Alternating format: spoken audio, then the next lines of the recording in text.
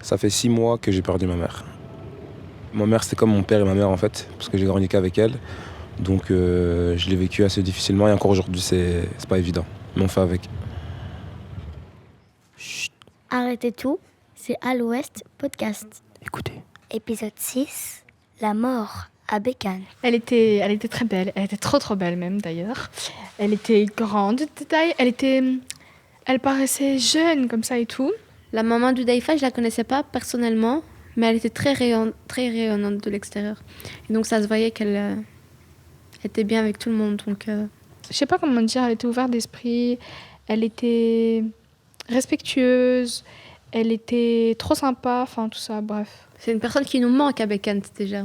Pour moi, dans ma tête, là, elle est à la maison, elle fait, je sais pas, elle fait le linge ou elle fait un truc. J'arrive toujours pas à réaliser qu'elle est vraiment morte. Et puis quand je vois vraiment Hudhaifa qui fait des petits raps, des petits trucs genre en mode qui parle de sa mère et tout, là, je me suis dit, ouais, c'est pas des lol. Que c'est vraiment vrai et que elle est vraiment partie, quoi. Alors, moi, je voudrais mourir avant mes parents, avant mes 3 petites sœurs et mon grand frère. Pourquoi ? Parce que j'ai pas envie... En fait, que eux... Je sais que c'est égoïste de ma part, mais voilà. J'ai pas envie que eux, quand ils vont mourir, par exemple, je vais souffrir. Parce que je sais que je vais souffrir. Je sais que c'est mort. Je pourrais pas, je serai en déprime. Vous voyez les gens qui disent, oui, tu meurs... Enfin, ta maman, elle meurt. Après, ça va aller. Tu vas l'accepter. Moi, je sais que c'est mort. Pourtant, dans notre religion, il faut accepter que la personne elle meurt parce qu'après elle va chez Dieu et c'est sous les mains, on est toujours sur la main de Dieu, mais c'est lui qui va un peu s'occuper, si vous voulez, de la personne. Mais moi je vois pas les choses comme ça, je peux pas, voilà. Après la mort, je pense que on ira dans notre tombe, on sera dans notre tombe déjà, et notre âme elle ira soit au paradis, soit à l'enfer. Je peux pas décrire le paradis, c'est quelque chose de parfait. C'est quelque chose que sur Terre, on pourra jamais imaginer. Même les plus grandes stars ne peuvent même pas voir ce que c'est. Le paradis, c'est un truc inimaginable. Et l'enfer, je dirais à la purge. Je sais pas, c'est pas savoir ce qui se passe après la mort, tout ça. C'est pas savoir. Peut-être demain, c'est pas, peut-être on va mourir. Autant profiter, peut-être aujourd'hui, peut-être demain je meurs. Donc je profite maintenant. Et après, tu vois, je serais mort. Ce serait pas à moi de décider, tu vois. Tu pourrais me dire comment t'as appris le décès de ta maman ? J'étais là en fait, donc ma mère, il faut savoir qu'elle était malade depuis 2015, on va dire. Moi, j'ai su qu'elle était malade depuis 2018. Et elle avait un cancer des poumons, après il s'est généralisé. Mais le jour de sa mort, j'étais à la maison, on m'a appelé à 5h du matin pour me dire de venir vite à l'hôpital. Donc j'ai été directement à l'hôpital. Puis ma mère, elle était là, mais elle n'était pas encore morte, elle était sous morphine. Ça veut dire que je savais qu'elle allait mourir, mais je ne savais pas encore à quelle heure elle allait mourir.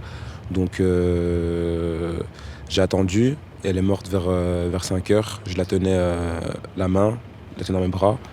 Et puis je mettais ma main sur sa poitrine et j'attendais son cœur battre de moins en moins vite jusqu'à ce que le cœur il s'arrête.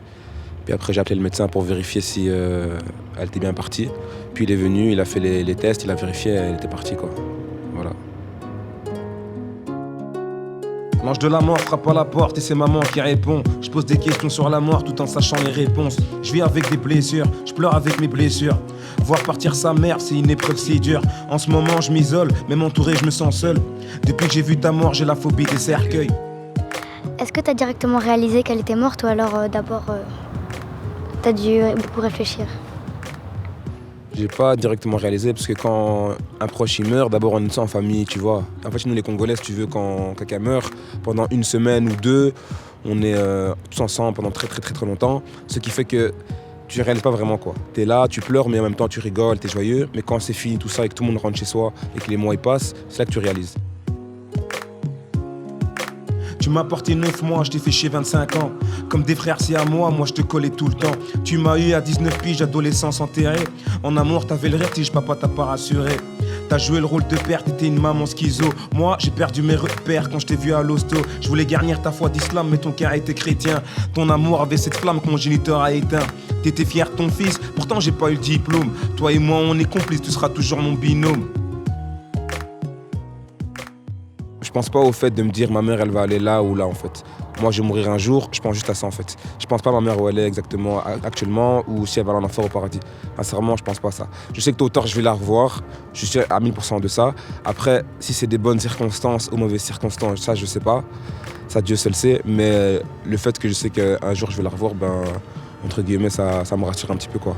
J'attends tout simplement. Mais c'est vrai que le fait qu'on a deux croyances différentes, le sujet de la mort par rapport à ça, c'est pas évident. Franchement, pas du tout évident. Ouvrez vos oreilles, c'est À l'Ouest Podcast. Quand on est mort, on nous prend soit chez une personne qui doit nous laver, donc soit un membre de notre famille, soit une personne qui fait ça, donc qui lave les personnes musulmanes. Ensuite, on nous couvre dans un drap blanc, en coton, que tous les musulmans doivent passer par là. Ils doivent le mettre. Et on nous prend à la mosquée. On prie tous sur la personne. Et que les hommes qui peuvent prendre le défunt vers la tombe. Les femmes, elles ne peuvent pas. Donc, plus il y a de gens, mieux c'est. Donc, mieux la personne, elle a, on va dire, des bonnes actions. Et donc, voilà, ils doivent le mettre dans la tombe, lire le Coran, etc. pour que la personne, on va dire, elle soit en paix. Normalement, quand on nous dépose dans notre tombe et qu'on remet le sable sur nous, ben normalement, on entend les personnes parler, les personnes marcher, on entend tout. Dieu prend notre âme et le lève jusqu'au ciel, jusqu'au premier ciel. Il la lâche et elle tombe jusqu'au sol. Et ensuite, quand on revient, dans les deux cas, soit même si elle est bonne ou mauvaise, ben elle revient dans la tombe. Et de là, il y a deux anges de la mort qui vont nous poser, normalement, je crois, c'est 3 questions. Donc c'est qui est ton Dieu ? J'aimerais bien être enterrée à côté de ma mère à Nador vers une mosquée, près d'une mosquée plutôt. Quel est ton livre ? Moi, je voudrais être enterrée près de mes parents et de ma famille. Et quel est ton prophète ? J'espère que ma tombe sera décorée avec des fleurs et j'espère que les personnes viendront me voir. Peu importe, dans tous les cas, je serai morte, du moment que c'est dans un cimetière. Je ne sais pas trop où je vais être enterrée. Juste où on me respecte, on respecte ma tombe, c'est tout ce que je demande. Le reste, je m'en fous. À côté de qui, je m'en fous, parce que dans tous les cas, au paradis, on va pas se reconnaître. Et j'espère que je serai au paradis et pas en enfer. Ça aussi. Moi, j'aimerais être enterré où sincèrement, je sais pas. Mais pas à l'intérieur d'un cimetière ici, on va dire chrétien, on va dire, ou neutre. Parce que moi, je préfère quand même être enterré dans un cimetière musulman ou bien, je sais pas, à la Mecque ou un truc comme ça, peut-être. On verra, qui sait. Peut-être je serai plus ici, donc je sais pas où je serai dans 10 ans ou dans quelques années ou le jour où je vais mourir, quoi. En tout cas, mais j'espère pas être enterré en Belgique, en tout cas. Elle a été enterrée en Belgique parce que voilà, ça a été un choix familial. Moi, j'ai pas eu trop mon mot à dire. Et puis voilà, quoi, pour elle, c'est peut-être différent. Mais moi, pour moi, j'aimerais quand même être enterré dans une terre, entre guillemets, dite sainte, quoi. Donc, à la Mecque, ce serait bien, quoi. Si je suis là-bas ou si maintenant je vis dans un autre pays, ben, le pays où je vivrai à ce moment-là, quoi. Après, si je meurs demain, ben, ils vont m'enterrer ici, tout simplement, quoi. Mais j'ai pas vraiment de but et me dire, ouais, je vais être enterré là ou là. J'ai pas vraiment ça en tête, quoi. C'est tout.